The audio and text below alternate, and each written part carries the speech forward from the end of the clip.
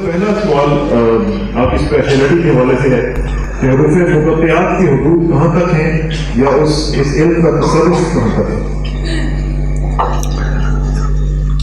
دیکھیے یہ سوال اس طرح ہے کہ میں کہوں کہ خدا کی حدود کیا ہے. ظاہر ہے کہ یہ وہ بیسک شناخت ہے جو اللہ کے حضور سے ایشو ہوئی. اور جیسے میں نے کہا کہ جب اس نے کہا اقرا باسم ربک الذی خلق، تو لینگویجز کی ابتدا اگر آپ ارامیک کو اس سے پہلے دیکھیں، جب سمبل سے انسان گفتگو کو آ رہا تھا تو لگتا یہ ہے کہ 70,000 سال پہلے انسان میں گفتگو کا جین نہیں تھا. ایگزیکٹلی لوکیٹ ہوتا ہے کچھ 70,000 سال پہلے انسان میں گفتگو کا جین لوکیٹ ہوتا ہے. پھر اس کے بعد ہم زبان سیکھنا شروع کر میسج کو پہلے جو سمبل دیے جاتے تھے اب اس کو لینگویج کے حروف دیے جاتے ہیں.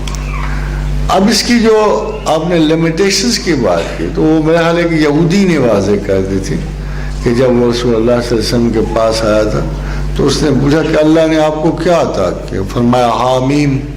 انہوں نے فوراً انگلی لگائی کمری، بس 40 برس اور کیا عطا کیا؟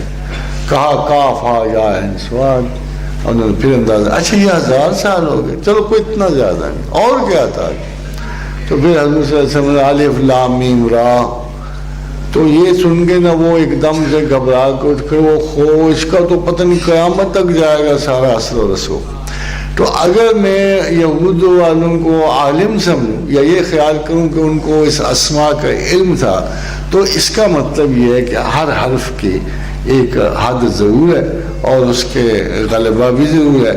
مگر کل یرجع الی اصل، چونکہ تمام اسماء جو ہیں کتب الاسماء کی طرف پلٹتے ہیں اور کتب الاسماء الف ہے، اس لیے آپ کہہ سکتے ہو پھر ہر چیز اللہ کو پلٹتی ہے. کل من علیہا فان، تو یہ چیزیں بھی پھر عبد الآباد تک اسماء بھی زندہ رہیں گے اور جب پلٹیں گے تو پروردگار عالم کو پلٹ جائیں گے، پھر جیسے اس کی حکمت وہ اسے تمام کرتا ہے. یہ پوچھا گیا ہے کہ کیا شعور و عقل دائمی زندگی میں کچھ وجود رکھتے ہیں؟ جی ہاں، بلکہ میرا خیال یہ کہ اگر آپ جنت کے کچھ مظاہرات موجودہ سائنٹیفک نظر سے دیکھیں تو پتہ لگتا ہے کہ اتنی ایڈوانسڈ فارم آف لائف ہے وہاں جو یہاں شاید ہم تصور کرتے ہیں. مثلا جناب علی کرم اللہ وجہ قول ہے کہ وہاں ایک ایسی دکانیں ہیں جن میں فیس آف ہے. آپ سمجھتے ہیں کہ آپ کو اپنا چہرہ اچھا نہیں لگ رہا، آپ وہاں جا کے چہرہ بدلوا لو گے.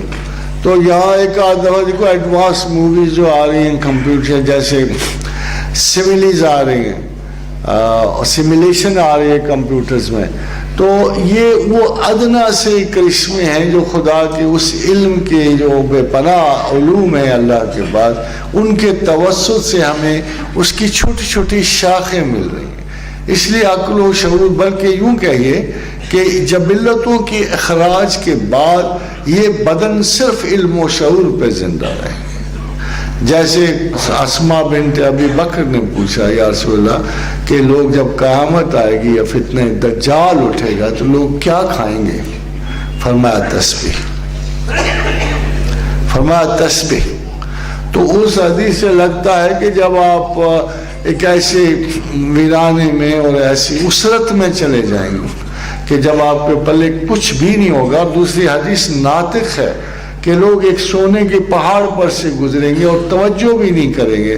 اس وقت ایک دانہ جو کی قیمت اتنی زیادہ ہوگی کہ اس پہ لڑے مریں گے. تو ظاہر ہے کہ اس وقت اللہ کے رسول کا یہ کہنا کہ بلا شبہ اس وقت تسبیح آپ کی خوراک بنے گی، تو اس کا مطلب یہ ہے کہ خالی اسماء الہیہ کے ساتھ ایسی غذائیت اور تقویت کے عناصر موجود ہیں کہ بالآخر ہر چیز ایک شعاع وجود میں ڈال جاتی ہے. ہماری پرورش میں، ہمارے وجود میں ہر چیز توانائی میں ڈھل جاتی ہے. اور فطرت کا رول بھی یہی ہے کہ کہ ایک چراغ توانائی کے ایک چراغ سے یہ ساری سولیڈیفیکیشن ہوئی ہے، پلٹتے ہوئے پھر تصعید اور تصعید سے پھر انرجی کے فشار میں چینج ہو جائے گی، تو وقت آئے گا کہ ہر چیز جو ہے توانائی کے پیکروں میں ڈھل جائے گی۔ ویسے بھی ہم اس وجود کے ساتھ اقطار السماوات سے گزر نہیں سکتے۔